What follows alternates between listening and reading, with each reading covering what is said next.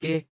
အားလုံးပဲမင်္ဂလာပါဗျာဒီနေ့မှာတော့နာမည်ကြီး Avatar ရုပ်ရှင်ကားကြီးကို3မိနစ်စာအမြန်ဆုံးဇလန်းအကျဉ်းချုပ်ပြီးပြောပြပေးသွားမှာမို့လို့အတူတူနားဆင်ကြည့်လိုက်ရအောင်ဇလန်းအစမှာတော့ခြေထောက်နှစ်ဖက်မတန်ရှာတဲ့ရေတပ်ပူဟောင်းလေးဂျိတ်ဆူလီဂျက်ဆုလီဟာအသက်ခံလိုက်ရတဲ့သူ့ရဲ့အမွှာအကူကိုစားပန်ဒိုယာဖန်ဒိုရာလို့ခေါ်တဲ့ဂျိုးအသစ်ဆက်ဆက်ကြီးစီကိုရောက်ရှိလာခဲ့ပါတယ်ဒီဂျိုကြီးပေါ်မှာလူသားတွေဟာအန်အိုပတေနီယန်ယူနိုပထနီယမ်လို့ခေါ်တဲ့အလွန်တန်ဖိုးကြီးတဲ့တွင်းထွက်တပ်တုတွေကိုလာရောက်တူးဖော်ဖို့စူးစမ်းနေကြတာပါဒါပေမဲ့ခက်တာကအဲ့ဒီတပ်တုတွေအများကြီးရှိနေတဲ့နေရာကအောက်ခံထားနေတိုင်းရင်းသားနာဗီနယ်ဘိုင်မျိုးနွယ်စုတွေမိတင်းနေထိုင်တဲ့အိမ်မက်တစ်ပင်ကြီးဟောင်ဒရီရဲ့အောက်တက်ဖြစ်နေတာပေါ့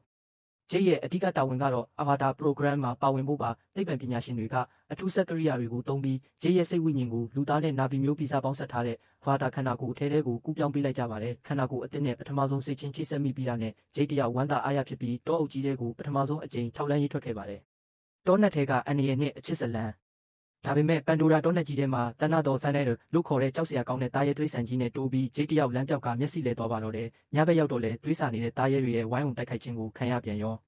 ာဒီမပြေးနဲ့ဘာလို့ရမှာလဲအဲ့ဒီလိုအသက်လူပြေးနေရတဲ့အချိန်မှာပဲကံကောင်းထောက်မစွာနဲ့အိုမိုတာကာယာအမေရိကန်ရဲ့မျိုးနွယ်စုကောင်းဆောင်ရဲ့တမီချိုလေးနေတီရီနီထားရိုက်ကသူ့ကိုကယ်တင်ပေးခဲ့ပါတယ်ဒါတင်မကသေးဘူးအဲ့ဒီဂျိုရဲ့အရှင်သခင်နဲ့ဖျားမအေဝါအေဝေါကဂျိတ်ကိုလက်ခံတဲ့နိမိတ်လက္ခဏာတွေပြတာကြောင့်နေတီရီကဒီသူစိမ့်ကိုသူတို့ရဲ့အိမ်မက်တစ်ပင်ကြီးစီခေါ်သွားဖို့ဆုံးဖြတ်လိုက်ပါတယ်ငါအဖေကနင့်ကိုတတ်မသက်ဆုံးဖြတ်နေတာအဖေတွေ့ရတာဝမ်းသာပါတယ်ခင်ဗျာ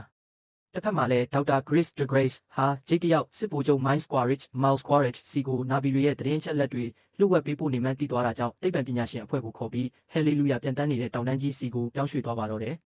ဒီလိုနဲ့နေတီရီကဂျိတ်ကိုနာဗီဘာသာစကားတွေအမဲလိုက်နီးတွေမြင်းစည်းနီးတွေနဲ့ဗန်ရှိလို့ခေါ်တဲ့ပြန်လွှားနဂါးကြီးတွေကိုဘယ်လိုစီးရမလဲဆိုတာစိတ်ရှည်လက်ရှည်တင် जा ပေးခဲ့ပါတယ်အချိန်တွေကြာလာတော့ဂျိတ်ဟာနာဗီမျိုးနွယ်စုရဲ့အစိပ်ပိုင်းတစ်ခုဖြစ်လာပြီးနေတီရီနဲ့လည်းအပြန်အလှန်ချစ်ကြိုက်သွားကြပါတော့တယ်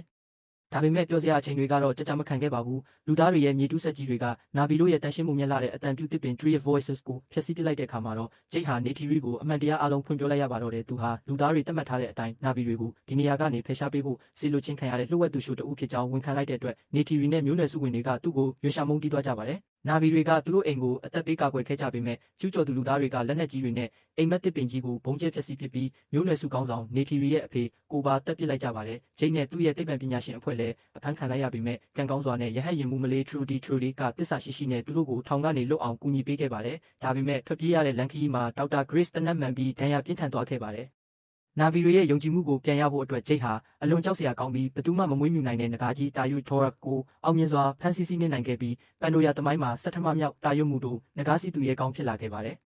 ်နာဗီမျိုးနွယ်စုတွေကဒေါက်တာ Grace ရဲ့စိတ်ဝိညာဉ်ကိုအဘာသာခန္ဓာကိုယ်ထဲကူးပြောင်းပေးဖို့စူးစမ်းခဲ့ကြပေမဲ့အချိန်နှောင်းသွားတာကြောင့်ဒေါက်တာ Grace ကွယ်လွန်သွားခဲ့ရှာပါတယ်အဲ့ဒီနောက်ဂျိတ်ဟာပန်ဒိုရာဂျိုပေါ်ကနာဗီမျိုးနွယ်စုအားလုံးကိုစီယုံပြီးလူသားကျူးကျော်ရေးစစ်တပ်ကိုတိုက်ခိုက်ဖို့စစ်တပ်ကြီးစုစည်းလိုက်ပါတယ်လူသားတွေဟာနာဗီတို့ရဲ့အသက်သွေးကြောဖြစ်တဲ့ဝိညာဉ်တစ်ပင် Tree of Souls ကိုဖျက်ဆီးဖို့စစ်ချီလာကြတာပါစစ်ပွဲအစမှာတော့လူသားတွေရဲ့ခင်မီလက်နက်တွေကြောင့်နာဗီတွေထိနာပြီးအရေးနှိမ့်လူနီးပါးဖြစ်ခဲ့ရပါတယ်ဒါပေမဲ့အဆုံးဖြတ်ချိန်မှာတော့တဘာဝတရားရဲ့အရှင်သခင်အေဝါနတ်ဖျားမကတောရန်တရိษံကြီးတွေအားလုံးကိုဆေလွတ်ပြီးနာဗီတွေဘက်ကကူညီတိုက်ခိုက်ပေးခဲ့တာကြောင့်လူသားစစ်တပ်ကြီးတစ်ခုလုံးပြဖို့ဘဝရောက်သွားပါတော့တယ်နောက်ဆုံးမှာတော့ဂျိတ်နဲ့နေတီရီတို့ဟာဆက်ရုပ်ဝတ်စုံကြီးကိုစီးထားတဲ့ရက်ဆက်လာတဲ့စစ်ဗိုလ်ချုပ်ကြီး Quaritch နဲ့ထိတ်တိုက်တိုးပြီးအသက်လူတိုက်ပွဲဆင်နွှဲခဲ့ကြပါတယ်။တိတ်ထိတ်ရင်ကိုတိုက်ခိုက်ပြီးတဲ့နောက်မှာတော့ကံကောင်းစွာနဲ့ပဲသူတို့မောင်နှံနှစ်ယောက်ဟာအဲ့ဒီယူသွတ်နေတဲ့ဗိုလ်ချုပ်ကြီးကိုအသေးသက်နိုင်ခဲ့ပါတယ်။စစ်ပွဲကြီးပြီးဆုံးသွားတဲ့အခါမှာတော့နာဗီမျိုးနွယ်စုတွေဟာရက်ဆက်တဲ့လူသားတွေကိုပန်ဒိုရာဂျိုပေါ်ကနေမောင်းထုတ်ပစ်လိုက်ကြပြီးဝိညာဉ်တစ်ပင်ကြီးရဲ့တက်ခိုးတော်နဲ့ဂျိတ်ရဲ့လူသားစိတ်ဝိညာဉ်ကိုနာဗီအပါရာခန္ဓာကိုယ်ထဲသို့အပြီးပိုင်ကူးပြောင်းပေးလိုက်ကြပါတော့တယ်။ကဲဇလန်းလေးကတော့ဒါပါပဲဗျအစအဆုံးကြည့်ရှုနားဆင်ပေးခဲ့ကြတဲ့အတွက်အားလုံးကိုအထူးပဲကျေးဇူးတင်ရှိပါတယ်ဒီဗီဒီယိုလေးကိုသဘောကျတယ်ဆိုရင် like comment နဲ့ subscribe လေးလုပ်ပေးသွားဖို့မမိနဲ့ဦးတော်နောက်ထပ်ဗီဒီယိုအသစ်တွေမှာပြန်တွေ့ကြမယ်တာတာ